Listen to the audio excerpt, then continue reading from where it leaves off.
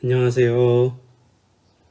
오늘은 목장공과 20과 복음과 율법의 관계에 대해서 함께 나누어 보도록 하겠습니다.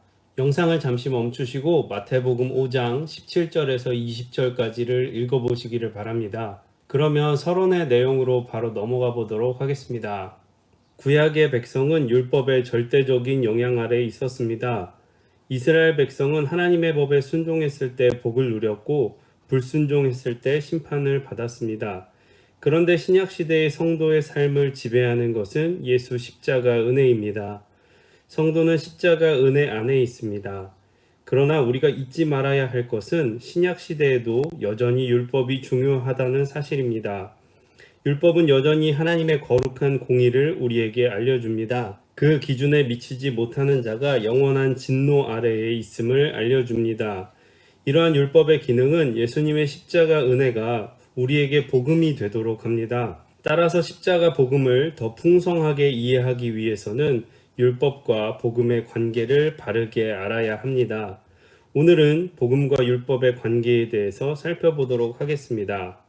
그래서 오늘은 지난주에 이어서 율법과 복음의 관계에 대해서 함께 나눠보려고 합니다. 하나님께서 우리에게 율법을 주신 것은 하나님의 거룩한 공의를 알려주고요. 거기에 미치지 못한 자들에게는 하나님의 진노의 심판이 있을 것이라는 것을 알려줍니다. 그렇기 때문에 우리를 값없이 구원하신 예수님의 십자가 은혜가 얼마나 귀한 복된 소식인지를 알게 하는 능력을 가지고 있습니다. 그러면 계속해서 본론의 내용으로 넘어가 보도록 하겠습니다. 1. 율법은 여전히 유효합니다. 예수님은 천지가 없어지기 전에는 율법의 1.1획도 결코 없어지지 아니하고 다 이루리라고 말씀하셨습니다.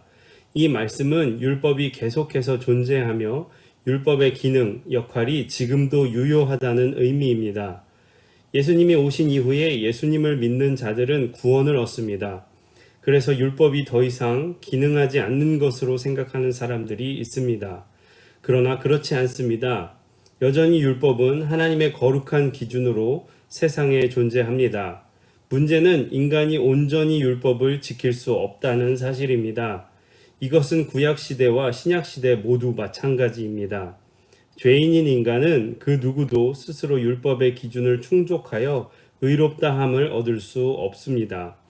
따라서 율법은 여전히 거룩의 기준을 제시하고 인간의 죄를 드러냅니다. 율법 앞에서 인간은 죄인된 자신을 발견하고 스스로의 힘으로 하나님 앞에 나갈 수 없다는 사실을 압니다. 그때 율법이 우리를 복음이신 그리스도에게로 인도합니다.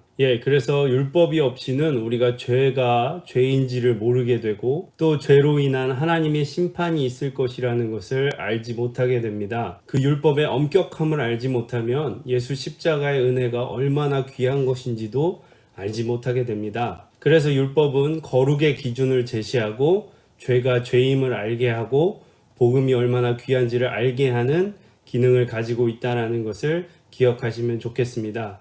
그러면 계속해서 2번으로 넘어가 보도록 하겠습니다. 2. 예수님은 율법을 다 이루셨습니다. 본문에서 다 이루리라는 말씀은 율법의 모든 조항이 다 중요하며 하나도 빠짐없이 이루어질 것이라는 말씀입니다. 율법은 완전한 하나님의 뜻입니다. 율법이 다 이루어진다는 것은 완전하신 하나님의 뜻이 다 이루어지는 것입니다.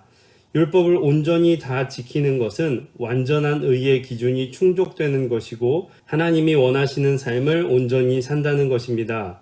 그렇다면 누가 이 율법을 온전히 이룰 수 있습니까? 인간은 율법을 온전히 이룰 수 없습니다. 그러나 예수님은 이 모든 율법을 온전히 이루셨습니다. 인간의 몸을 입고 이 땅에 오신 예수님은 인간으로서 율법 준수의 의무가 있었습니다. 예수님은 하나님의 법을 온전히 지키셨습니다.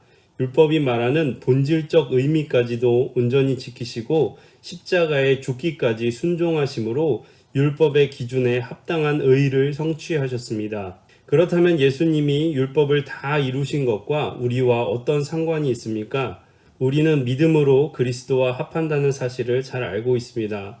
믿음으로 그리스도와 합한 자는 예수님의 의를 자신의 것으로 누리게 됩니다. 하나님은 그리스도의 의를 신자의 것으로 간주해 주시고 의롭다고 칭하여 주십니다.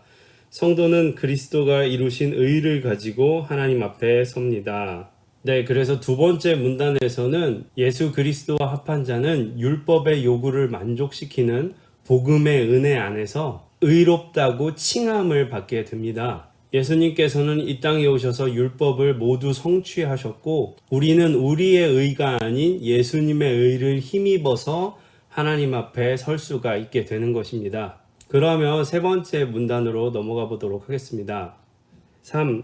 예수님은 성도가 율법을 온전히 지킬 수 있도록 하십니다. 율법은 죄인인 우리를 그리스도에게로 인도하여 줍니다. 그리스도에게 나아가 그리스도를 구원자와 주님으로 영접하는 성도는 그리스도와 연합하여 그리스도의 의를 받습니다. 그 후 복음은 성도가 율법을 따라 살아가도록 돕습니다. 정리하자면 율법은 복음으로 우리를 인도하고 복음은 우리가 율법에 순종하도록 도와줍니다. 이 부분은 정말 중요합니다. 예수 십자가 복음은 반드시 거룩함을 갈망하고 거룩한 삶을 살도록 성도를 이끕니다. 율법은 성도가 하나님과 사람을 사랑하고 온유와 겸손으로 살아가며 거룩할 것을 요구합니다. 이전에는 이러한 요구를 스스로의 힘으로 만족시킬 수 없었습니다. 하지만 이제 복음으로 말미암아 그리스도와 연합한 성도는 율법의 요구대로 거룩하게 살 수 있습니다. 이것이 바로 복음의 능력입니다. 복음과 율법의 관계는 상충되거나 대치되는 것이 아닙니다. 이 둘은 긴밀한 관계를 가집니다. 주님은 복음을 통해서 성도가 율법이 완성되는 삶을 살도록 하십니다. 네, 그래서 우리가 지난주에 나눈 것처럼 복음이 있기 때문에 우리는 율법이 더 이상 필요 없다라고 말하는 율법 폐기론을 조심해야 한다고 말씀드렸습니다. 우리는 복음으로 인하여 율법이 더 이상 소용없어진 것이 아니라 이 복음으로 말미암아 율법 안에 담긴 하나님의 뜻을 지켜나갈 수 있는 가능성과 능력을 얻게 되는 것입니다. 그렇기 때문에 복음과 율법은 서로 대립되는 것이 아니라 율법은 복음으로 우리를 인도하고 복음은 우리가 율법에 순종할 수 있도록 도와주는 아주 긴밀한 관계라는 것을 기억하셨으면 좋겠습니다. 이렇게 해서 본문의 내용들을 모두 살펴보았고요. 나눔과 적용으로 넘어가 보도록 하겠습니다. 나눔과 적용 1.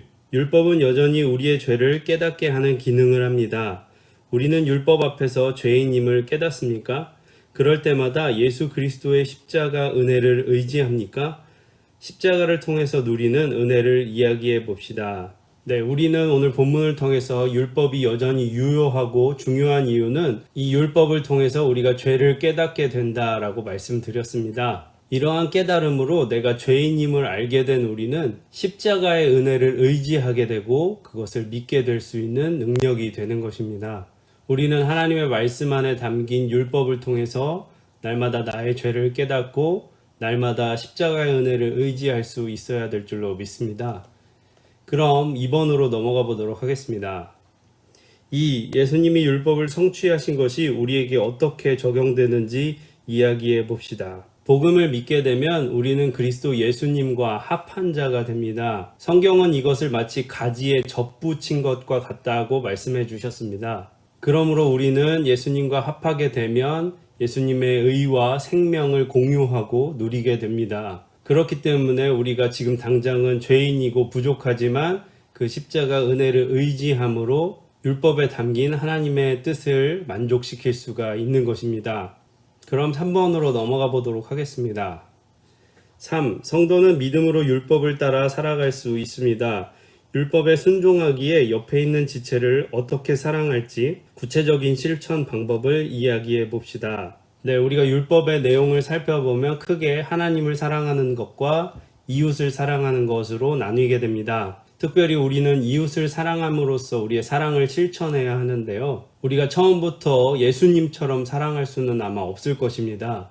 그렇기 때문에 아주 작은 것부터 실천해 나가면서 우리가 주님 안에서 그의 장성한 분량까지 자라나가야 될 줄로 믿습니다. 우리가 의롭다 칭함을 받았다는 것은 우리가 정말로 특별한 존재가 되거나 의로운 거룩한 존재가 됐다라는 것이 아니라 하나님께서 그 가능성과 능력을 우리 안에 주셔서 그렇게 돼갈 수 있도록 자라나게 하신다라는 뜻이기 때문입니다.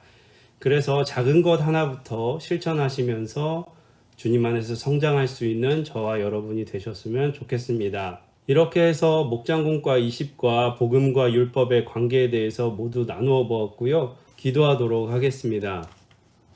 참 좋으신 은혜와 사랑의 하나님 감사합니다.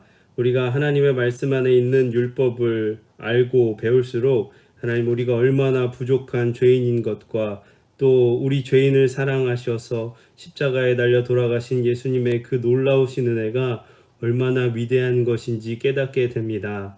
하나님 우리는 여전히 죄인이지만 우리를 의롭다 하여 주시고 또 하나님의 뜻을 이루어 나갈 수 있도록 하셨습니다. 하나님 주님 뜻에 따라서 순종하며 하나님 날마다 주님 안에서 자라나갈 수 있도록 인도하여 주시옵소서. 그래서 하나님 정말 주님의 백성에 합당한 삶을 살아갈 수 있도록 우리를 도와주시옵소서. 하나님 코로나로 인해 어렵지만 하나님 믿음의 삶을 포기하지 않게 하시고 또 지치고 힘들고 넘어질 때마다 주님 의지하며 십자가 의지하며 이겨나갈 수 있도록 도와주시옵소서. 예수님의 이름으로 기도합니다. 아멘.